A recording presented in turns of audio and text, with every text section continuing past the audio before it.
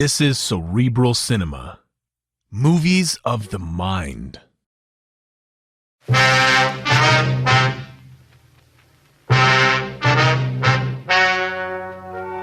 story you are about to hear is true.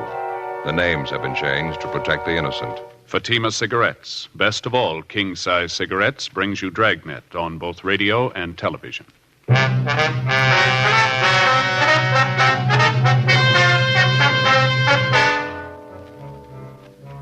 You're a detective sergeant. You're assigned to homicide detail. You get a call from the receiving hospital in your city. A dead body has been left in the hospital elevator. There's no lead to the identity of the corpse. There's no apparent cause of death. Your job, investigate. Compare Fatima with any other king-size cigarette. Yes, compare Fatima with any other king-size cigarette. 1. Fatima's length filters the smoke 85 millimeters for your protection. 2. Fatima's length cools the smoke for your protection. 3. Fatima's length gives you those extra puffs, 21% longer than standard cigarette size. Fatima gives you more for your money. And in king-size Fatima, you get an extra mild and soothing smoke, plus the added protection of Fatima quality. Buy Fatima in the bright, sunny yellow pack. Best of all, king-size cigarettes.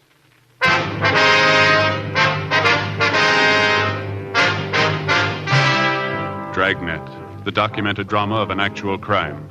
For the next 30 minutes, in cooperation with the Los Angeles Police Department, you will travel step by step on the side of the law through an actual case transcribed from official police files.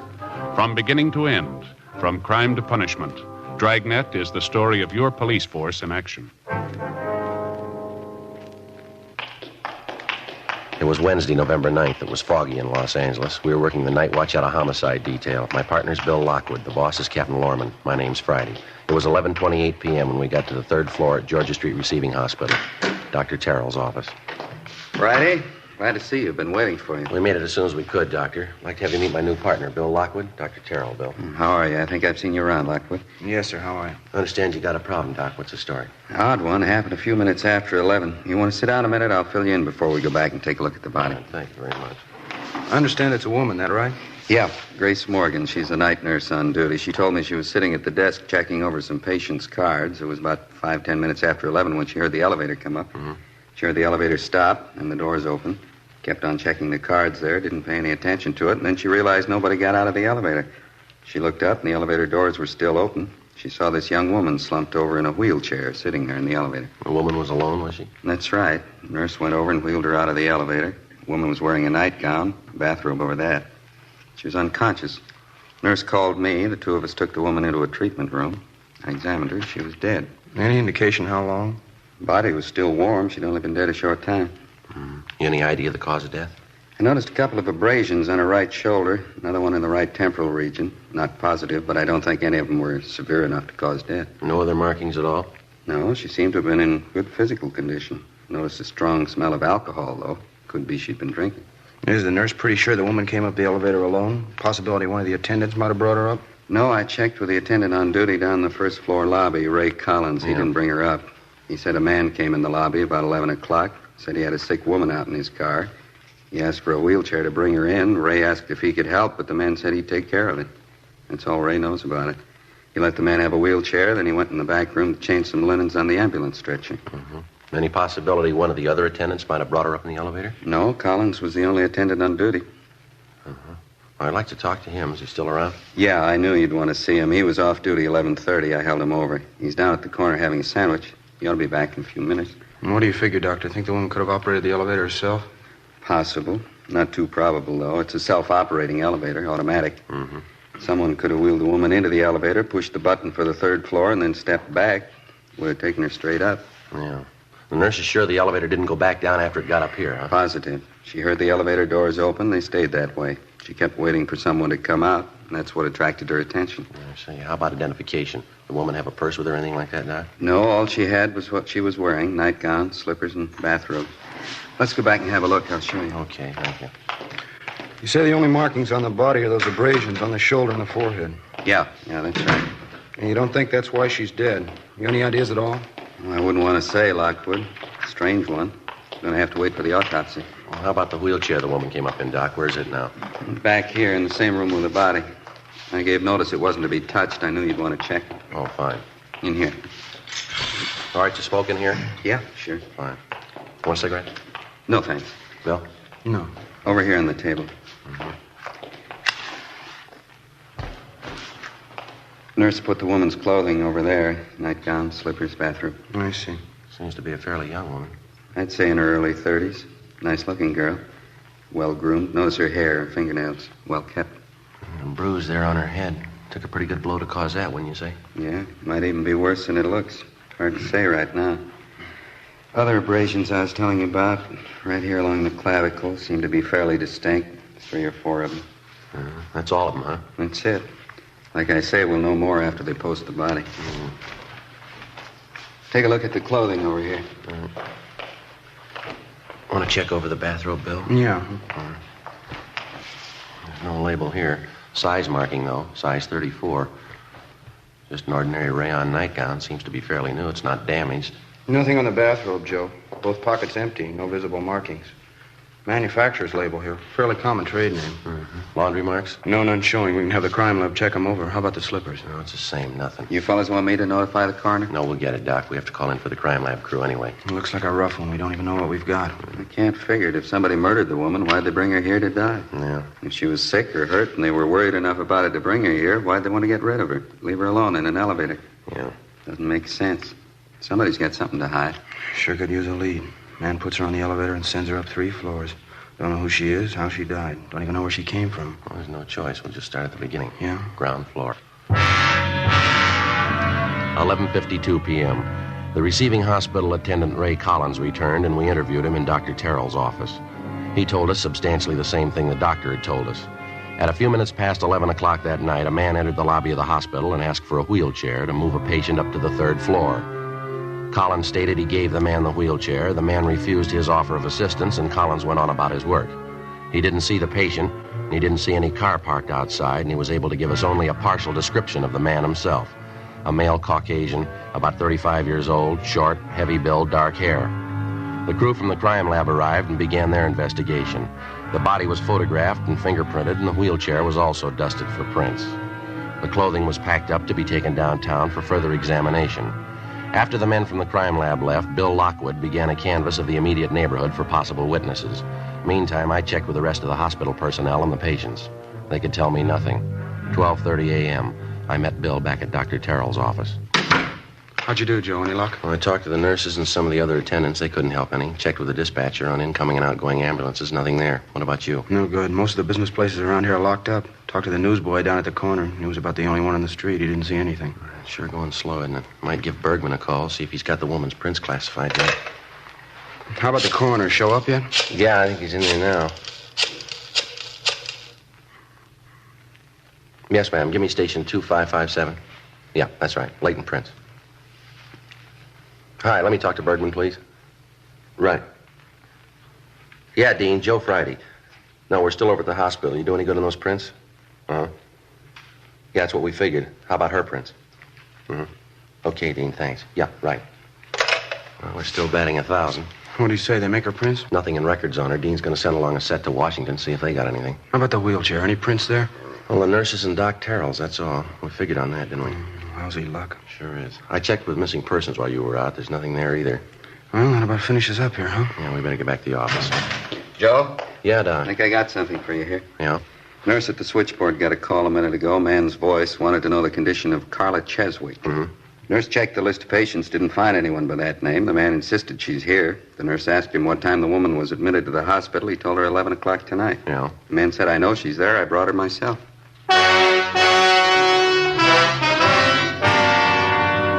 Along with Dr. Terrell, Bill Lockwood and I went down the hall and talked to the nurse who'd received the phone call.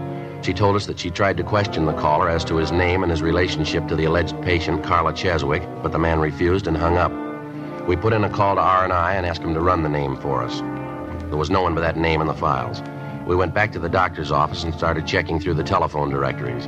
In the northwestern section, we found a listing for a Mrs. Carla Z. Cheswick on North Capitol Avenue. We called the number, but there was no answer. Then we checked with the office, told them what we had, and that we were going to follow through on it. 1:18 a.m. It was only a possibility, but it had to be checked out. Bill Lockwood and I left Georgia Street Receiving Hospital, got in the car, and drove out to the address on North Capitol Avenue. It was a large apartment house, fairly new. The name on the mailbox for apartment 18 was Mrs. Carla Cheswick.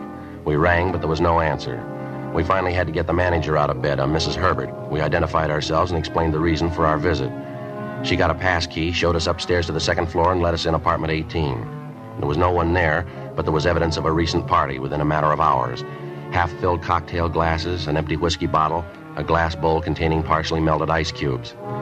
An end table in the corner had been overturned. In the bedroom, women's clothing was scattered on the floor and on the dressing table. On the mantel in the living room, there was a picture of a woman. Did you notice anything unusual about her at that time, Miss Herbert? I mean, anything out of the ordinary? No, don't think so. She'd been drinking some. I'm pretty sure of that, but that's not unusual for Mrs. Cheswick. She drinks quite a bit. Parties and things. Runs around a lot. Yes, ma'am. You didn't notice anything about her face? No cuts, bruises, anything like that? No, nothing like that. Why? And you told us she had quite a few men friends. Do you know any of their names, where they live? No, can't say to do. She was just one of the tenants. I didn't try to get acquainted. Didn't have much in common with her. The other tenants didn't either, matter of fact. She kept pretty much to herself, her and her friends. Mm-hmm. I see. Now, about this party she had last night, Miss Herbert, you say you don't know who was there with her? No, I'm afraid I don't. When I called her on the phone to ask her to quiet things down, I heard that one man's voice talking. That's about all, though. I couldn't tell you who was there. Well, is there anyone at all that you know of that was close to her? I mean, someone we could talk to about her. Well, her husband, I suppose. He's the only one close to her I know. He comes around every month and takes care of the rent. Kind of a peculiar thing, but I never questioned it.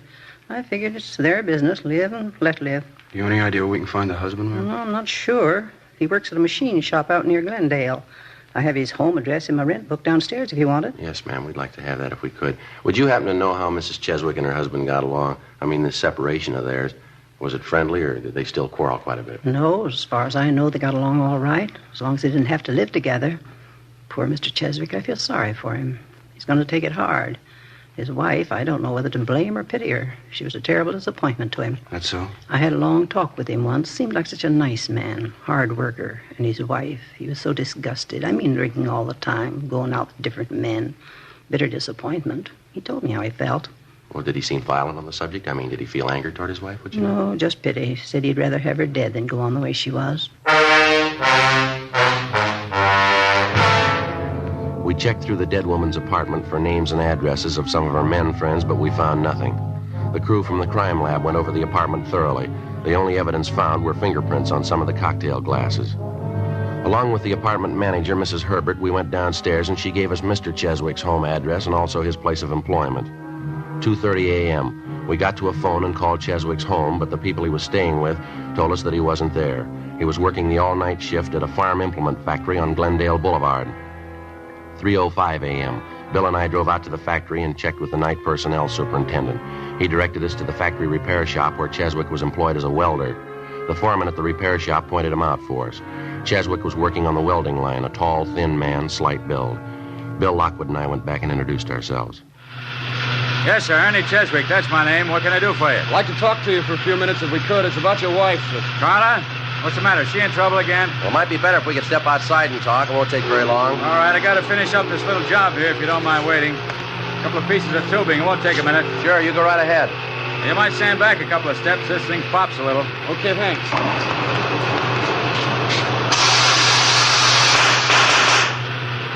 Too much oxygen. Have to light it again.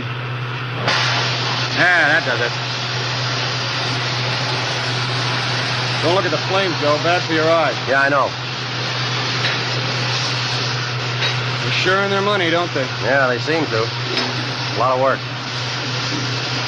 Finish in a second here. Okay, that's got it. Now, what's this about my wife, Sergeant? What's the matter? We understand you're separated from her, Mr. Cheswick. Yeah, that's right. About a year ago now. I finally gave it up as a bad job. Wasn't anything I could do for her. Nothing anybody could do for her. Hopeless. Well, when's the last time you saw her? First of the month, went by to pay her rent. Dropped in to say hello, that's all. I stay away as much as I can. No good bum, that's about all you can say about her. Shame to admit I was even married to her. Why do you ask, anyway? Your wife's dead, Mr. Cheswick. Huh? Yes, sir. She died late last night. Found her at Georgia Street Receiving Hospital. Oh. Guess I've been expecting something like that. I can't feel sorry. Probably the best thing for her. How'd it happen? Well, we're not sure. I wonder if we could step outside. Sure be a lot easier to talk, wouldn't it? Yeah, all right. Fine. Over here, we can duck out the back way. Okay.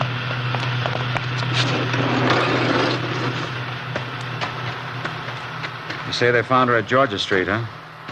What was it? She in an accident? Oh, so it doesn't look like that. We're going to have to wait for the coroner's report. What time do you check in at night for work, Mr. Cheswick? You're supposed to be on the job by 10 o'clock. I punched in before that tonight. Why? A routine question. I suppose the men around the plant will vouch for you. You checked in at 10 and you've been here ever since? Yeah, that's right. You can ask any of them. What's the pitch? You think I had something to do with it? Carla getting killed? Well, we didn't say that, Cheswick. Your wife's dead, and we have to check on all the leads, all the possible suspects. Well, I don't know how it happened, but I didn't have anything to do with it.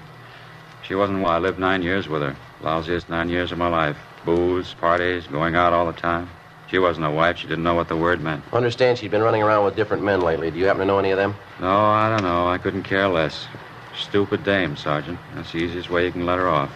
I tried to make a go of it. Wasn't any good. I worked for her, tried to give her everything she wanted. Didn't make any difference. Yeah? She was a bum. Some of them must be born that way, a bum dame. I could have killed her. I had reason enough to. I didn't. How about your wife's drinking habits? She do most of it at home, or did she go out to bars? Always at the bar. Only one place she ever went to. Place on 8th and Rosewood, right on the corner. Went there all the time, 6, 7 nights a week. She'd hang over the bar all night. How'd you like to put up with that for 9 years, huh? Drinking, going off somewhere on weekend. How come it lasted that long, Cheswick? I don't know. I guess I should have had my head examined. Just a bum. I figured I could change her. Kept trying. Never worked out. After the drinking, she'd have these terrific headaches. It'd make her sick. I'd stay home from work and take care of her, wait on her hand and foot. She always made promises, nothing but a liar. As soon as she got well, she'd start it all over again. Same thing. Yeah. Just a bum, a tramp. No good at all, no good. A tramp, no good tramp. Cheswick? Mr. Cheswick, is there anything we can do? Carla. She's dead. Carla.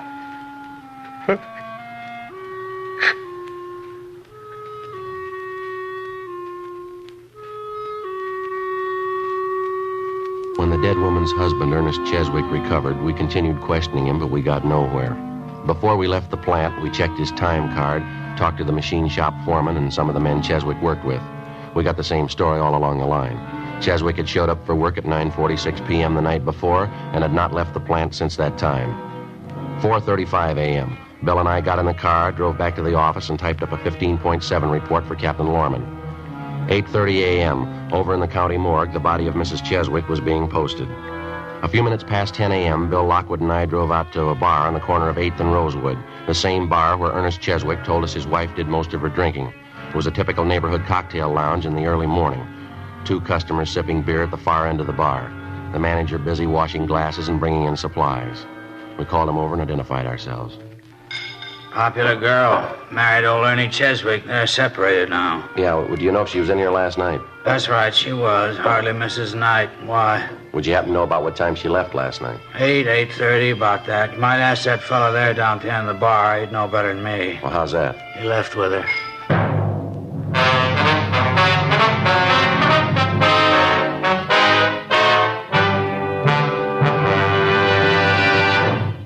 You are listening to Dragnet, authentic stories of your police force in action.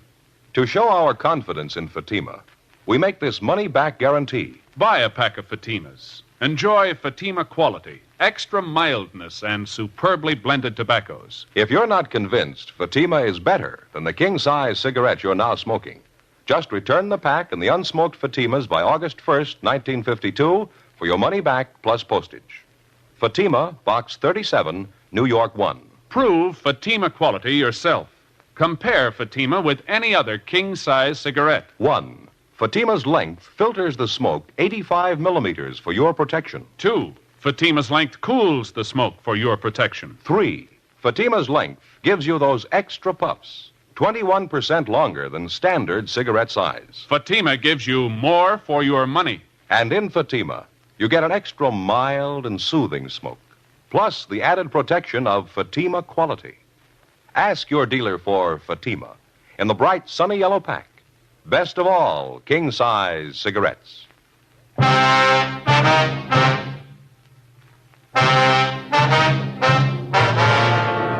November 10th, Thursday, 10:14 a.m. The manager of the cocktail lounge pointed out the man at the end of the bar who was supposed to have left the place shortly after 8 o'clock the night before with the dead woman, Carla Cheswick.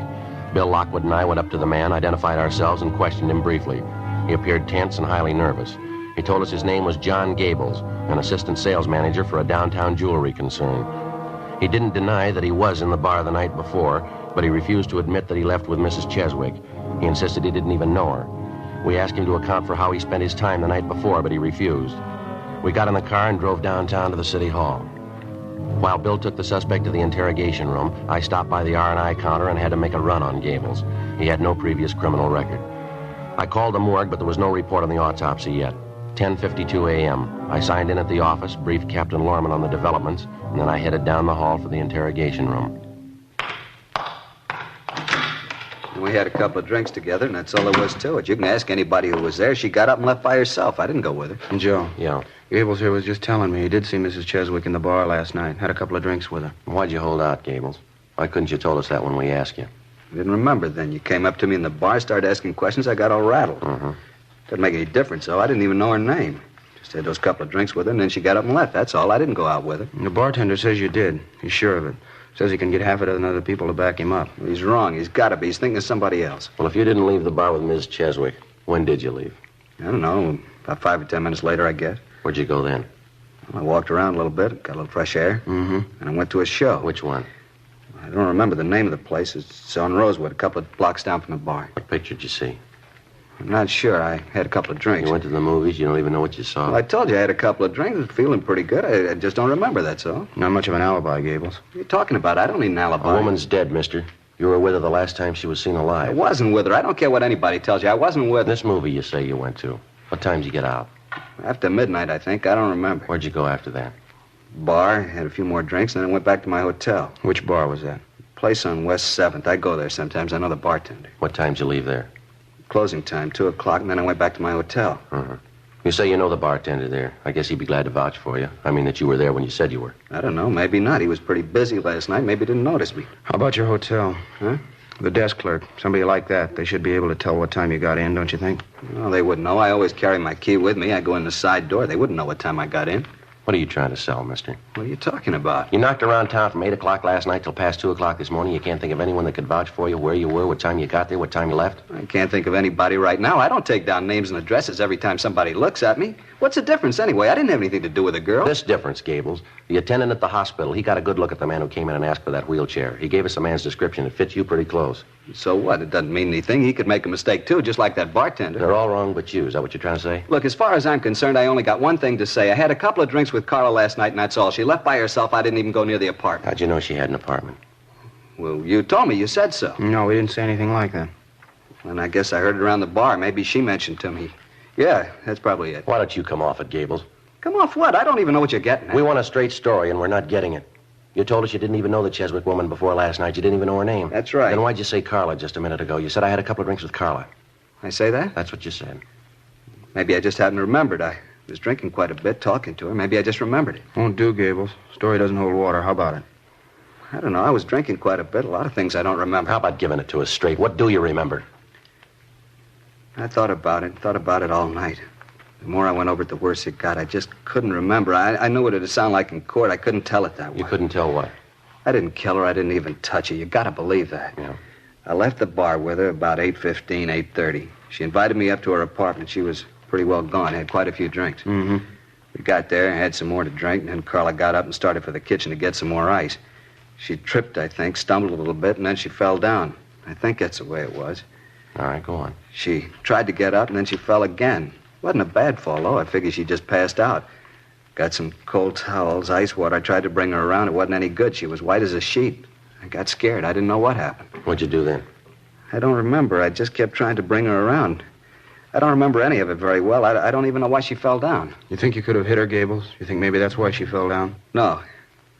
I don't know. I don't think so. I don't think I was mad at her for anything. I think we were having a pretty good time. I just don't remember, that's all. I'm not sure about any of it. Lousy booze, no good at all. Did you kill her, Gables? No, Sergeant, I swear it. As far as I can remember, I didn't. We were having a good time. That's all I know. I know I wasn't mad. I'm not a nasty drunk, not as far as I can remember anyway. What'd you do when you couldn't revive Mrs. Cheswick? You brought her to the hospital? Yeah, the shape I was in, I couldn't figure anything else to do. I got her in the car, drove her down to Georgia Street. I put her in the elevator, pressed the button, and sent her up. I'm a married man, you know. I didn't want any scandal and didn't want to get involved. You didn't kill her. Is that what you want us to believe?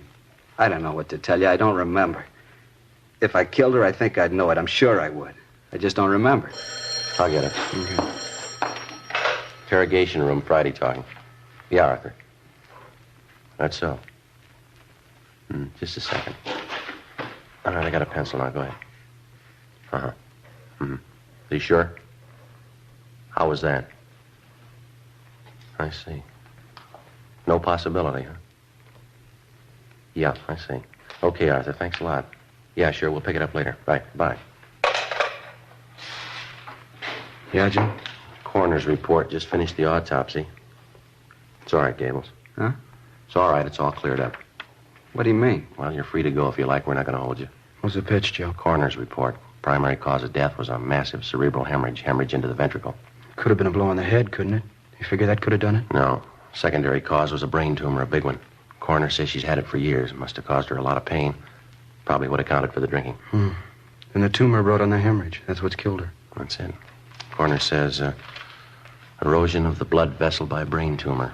Probably grew, caused pressure on a blood vessel, finally gave way, caused a hemorrhage, and that killed her. And she just died.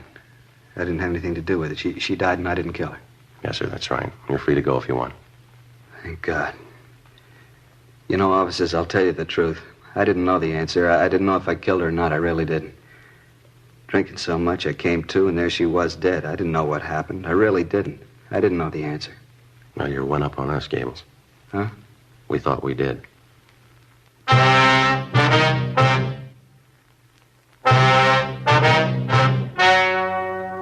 The story you have just heard was true.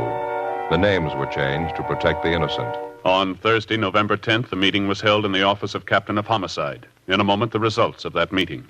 And now, here is our star, Jack Webb. Thank you. Friends, there's not much I can add to what George Fenneman and Hal Gibney have already told you about Fatima's. If you smoke them, I know you'll agree with me that Fatima is the best of all king-size cigarettes. If you haven't tried them yet, well, there's only one way to prove it to yourself, and that's to buy a pack and give them a try. I wish you would kind of check up on what we've been telling you. Compare Fatima's with any other king-size cigarette. You'll like Fatima's better flavor and aroma. It's extra mild and soothing smoke. In Fatima, the difference is quality. Buy a pack tomorrow. Fatima.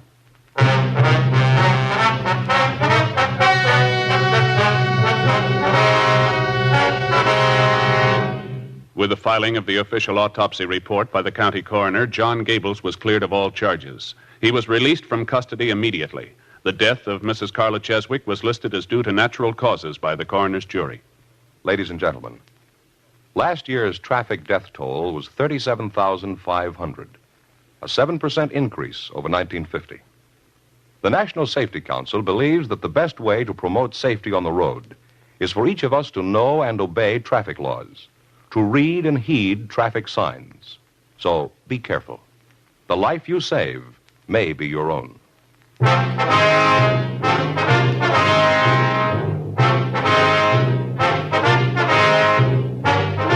You have just heard Dragnet, a series of authentic cases from official files. Technical advice comes from the Office of Chief of Police W.H. Parker, Los Angeles Police Department. Technical advisors, Captain Jack Donahoe, Sergeant Marty Wynn, Sergeant Vance Brasher. Heard tonight were Martin Milner, Vic Perrin, and Gwen Delano. Script by Jim Moser. Music by Walter Schumann. Hal Gibney speaking. Fatima Cigarettes, best of all king-size cigarettes, has brought you Dragnet, transcribed from Los Angeles.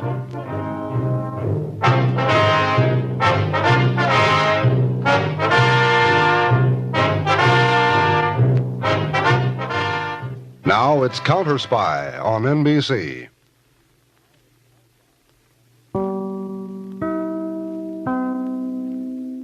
Cerebral Cinema hopes you have enjoyed this movie of the mind.